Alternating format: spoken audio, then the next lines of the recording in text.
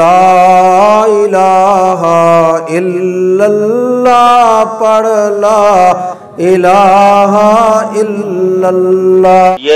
یہی اصول بیان کیا قرآن کریم نے میاں بیوی کے تعلقات، کہ اگر تمہیں کوئی بیوی پسند نہیں آ رہی فَإِن كَرِهْتُمُوهُنَّ فَعَسَىٰ أَن يَجْعَلَ اللَّهُ فِيهِ خَيْرًا.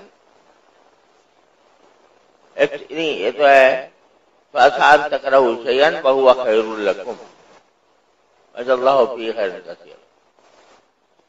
وَإِذَا كَرِهْتُمُوهُنَّ فَعَسَىٰ أَن تَكْرَهُوا شَيْئًا وَيَجْعَلَ اللَّهُ فِيهِ خَيْرًا كَثِيرًا.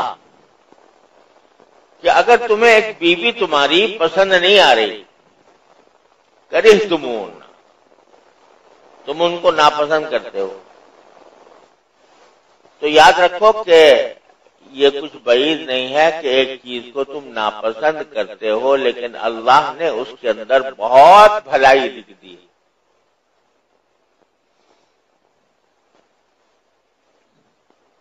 تو بعض اوقات انسان کی نگاہ ایک چھوٹی سی برائی پر ہوتی ہے اور وہ یہ بھول جاتا ہے کہ اس کے اندر اچھائیاں بھی کتنی ہیں.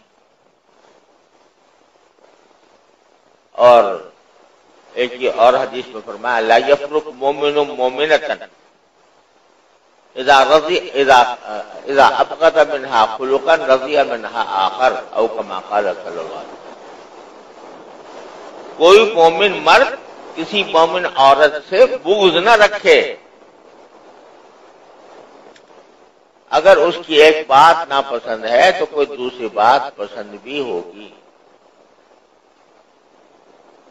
یہ فرمایا. غرض یہ ایک اصول بتا دیا کہ خدا کے لیے اپنے آپ کو دوسروں سے برتر اور دوسروں کو اپنے سے کمتر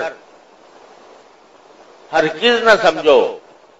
یہ تکبر ہے اور یہ دوسرے کی حق تلفی ہے جس کا آخرت میں جواب دینا ہوگا.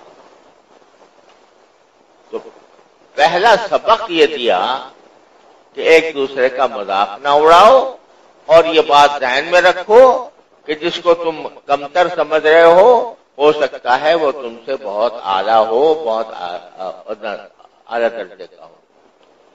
یہ اصول اگر ذہن میں بیٹھ جائے تو انشاءاللہ تکبر کا خاتمہ ہو جائے گا. تکبر اسی وقت ہوتا ہے جب آدمی سمجھتا ہے فلاں سے میں بہتر ہوں، فلاں سے میں برتر ہوں. تو اللہ نے یہ مردوں کو الگ عورتوں کو الگ یہ پیغام دے دیا. اللہ تعالی ہمیں ہمارے دلوں میں یہ بات اتار دے، ذہن نشین کر دے کہ کوئی کسی کو بھی ہم حقیر ذلیل ہرگز نہ سمجھیں.